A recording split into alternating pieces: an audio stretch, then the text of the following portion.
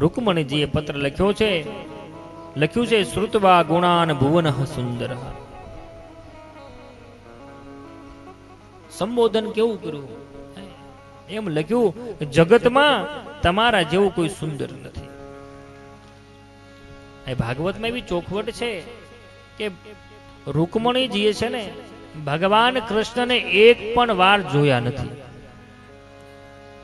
અને સંબોધન કર્યું ભુવન સુંદર.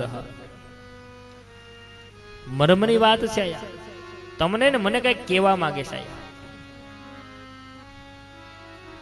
રૂકમણીજીએ કૃષ્ણ ભગવાનના માત્ર ગુણ સાંભળ્યા છે અને રૂકમણીજીએ વર્ણન કર્યું છે ભગવાનના ગુણનું, મારા વાલા, નહીં કે રૂપનું. પેલાનો એ સમય હતો કે જ્યારે દીકરા દીકરીઓના વેવિશાળ થતા ને ત્યારે એનો પરિવાર જોવામાં આવતો, એના ગુણ જોવામાં આવતા. આજે સમય થોડોક બદલાનો છે. રૂપ અને પૈસા જોઈને આપણે દીકરીઓ આપીએ છીએ, પરિણામ શું આવે આપણને બધાને ખબર છે. અને અત્યારે પાછું નવું આવ્યું છે, હું છોકરો ફોરેન હોય તો જ એમ, પાછું આયા તો ક્યાંય નહીં એમ. હવે તો આ સુરત ને આ બધું ટૂંકું પડે છે. ફોરેન હોવો જોઈએ ભાઈ, પછી ન્યા ભલે ને ગમે કરતો હોય, કરિયાણા દુકાનમાં ગમે કાં તો હાલ છે, એ કાંઈ વાંધો નથી.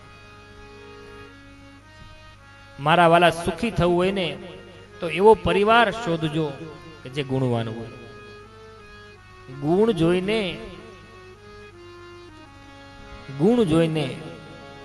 લગ્ન કરવા દીકરીના, એમ કહેવા માંગે છે. પૈસા જોઈને લગ્ન કરશો, હા સંપત્તિ સાથે સંસ્કાર હોય તો કોઈ દોષ નથી, કોઈ વાંધો નથી, પણ નકરી સંપત્તિ હશે ને તો દુઃખદાયક બનશે.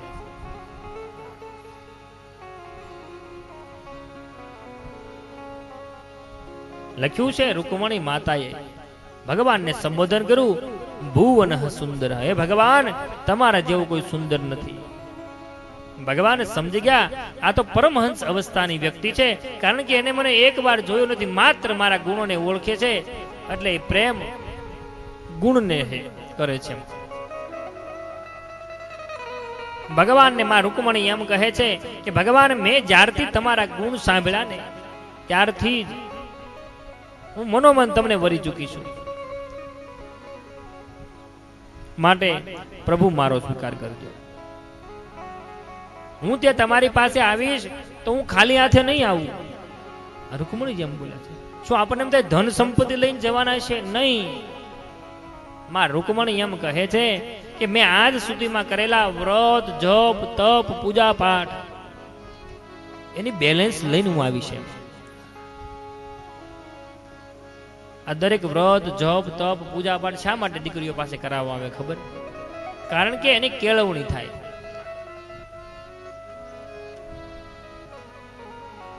દીકરીને ઉપવાસ કરાવવામાં આવે, જાગરણ કરાવવામાં આવે, કારણ કે કાલે પારકા ઘરે જવાનું છે. નાના બાળકો છે, જાગવાનું છે આખી રાત, મોડું ખવડાવવામાં આવે. દરેક ઋષિમુનિઓએ બનાવેલી વ્યવસ્થા એની પાછળ કઈ ને કઈ અર્થ રહેલો છે. પણ આપણે ફેશનમાં આવી અને આજે એમ કે હવે વ્રતની આપણે કઈ જરૂર, પણ એ સાચી કેળવણી હતી મારા વાલા. આજે ભૂલી ગયા છે. માત્ર પુણ્ય જ મેળવવાની વાત નહોતી ઋષિ મુનિઓની, સમજણ આપવાની વાત હતી. રૂકમણીજીએ લખ્યું છે કે ભગવાન, હું મનથી તમને વરી ચૂકી છું. મારા પરિવારના રિવાજ મુજબ હું માં પાર્વતીની પૂજા કરવા જાઉં ને ત્યારે તમે આવી મારું પાણી ગ્રહણ સ્વીકાર કરજો. જો પ્રભુ આપ નહીં આવો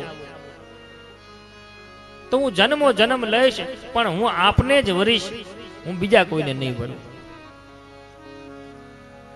પરમાત્મા છે ને, પત્ર વાંચો, ભગવાનને આંખનો ખૂણો ભીનો થઈ ગયો એમ લખ્યું છે. કારણ કે પ્રેમ ગુણને થાય મારા વાલા, નહીં રૂપ નહીં. પ્રેમ છુપાયા ના छिपे, જાગટ પરગટ હોય, મુખ છે બોલે નહીં તો નૈન ને દેવે રોય. ભગવાને કાળે કુબજાને પ્રેમ કર્યો છે. ગુણ જોવે છે ભગવાન, નહીં રૂપ. રૂપ તો મનુષ્ય જોવે છે, બાકી ગુણ જોઈને એટલા માટે અહીંયા સમજાવે, તમારા દીકરા દીકરીને વ્યભિચાર કરો ને ત્યારે ગુણ જોજો. આ કથા એમ કહેવા માંગે છે. ભગવાને સુદેવ નામના બ્રાહ્મણને પત્ર આપ્યો અને કહ્યું કે જાઓ તમે રૂકમણીજીને કહી દેજો કે જ્યારે તમારો વિવાહનો આયોજન થશે કુંડલપુરમાં ત્યારે ભગવાન દારૂક નામના સારથીને લઈ અને ગરુડની ધ્વજા લઈ અને ભગવાન એનો પાણી ગ્રહણ સ્વીકાર કરશે. આ બાજુ સુદેવ નામના બ્રાહ્મણ આવ્યા છે, રૂકમણીજીને પત્ર આપ્યો છે, કહ્યું છે ભગવાને આજ્ઞા કરી છે, ભગવાન આવશે તમારું પાણી ગ્રહણ સ્વીકાર કરશે. આ બાજુ ભગવાન કૃષ્ણને સમય થયો લીલા કરવાનો. કુંડલપુરમાં સરસ મજાના મંડપો રોપાણા છે, શિશુપાલ જાન લઈને આવવાનો છે, લગ્નની તૈયારીઓ થઈ છે. જરાસંઘ, દંતવક્ર બધા રાજાઓ ભેગા થયા છે અને એવામાં કોઈ આવીને કીધું કે સમાચાર છે કે કૃષ્ણ પણ અહીં આવવાનું છે. ત્યારે શિશુપાલ જરાસંઘને એમ કે છે કે હે જરાસંઘ, આ કૃષ્ણનું ધ્યાન રાખજો, કારણ કે કૃષ્ણને છે ને ચોરી કરવાની ટેવ છે. માખણની ચોરી બહુ કરી, ક્યાંક આ રૂકમણીને ન ચોરી જાય. અંદાજ તો આવી જ ગયેલો એને. જરાસંઘ એમ કે અમે થોડા જવા દે, અમે ખુલ્લી તલવારે ઉભા જોઈ છે કેમ આવે છે કૃષ્ણ. પણ એને કોણ સમજાવે ક્યાં દીવો અને ક્યાં સૂર્ય? સૂર્ય ઉગે પછી દીવાનું કાંઈ ન આવે. ભાગવતકારે લખી નાખ્યું, એવા સમયે ભગવાન કૃષ્ણ છે એ પ્રસ્થાન કરે ઘરેથી, ત્યારે પ્રથમ ગણપતિ મહારાજનું સ્મરણ કર્યું છે. ગણપતિ મહારાજના દ્વાદશ કહેતા 12 નામ એવા હોય મારા વાલા. તમે કોઈ યાત્રામાં જતા હો, નવું કામ કરતા હો, ત્યારે 12 નામનું જો સ્મરણ કરવામાં આવે તો ભગવાન એમાં વિઘ્ન નથી આવવા દેતા. અને બીજા અર્થમાં કેવું હોય તો એમ કહી શકાય કે ભગવાન તો અખિલ બ્રહ્માંડ અધિપતિ, એનાથી જ જગત ઉત્પન્ન થયું છે. પણ ગણપતિ મહારાજનો મહિમા વધારવા માટે અહીંયા ભગવાન કૃષ્ણે ગણપતિ મહારાજના દ્વાદશ નામનું સ્મરણ કર્યું છે. આપણે પણ જે કાર્ડ આપ્યો ને એમાં ગણપતિ મહારાજના દ્વાદશ નામનું લખેલા છે.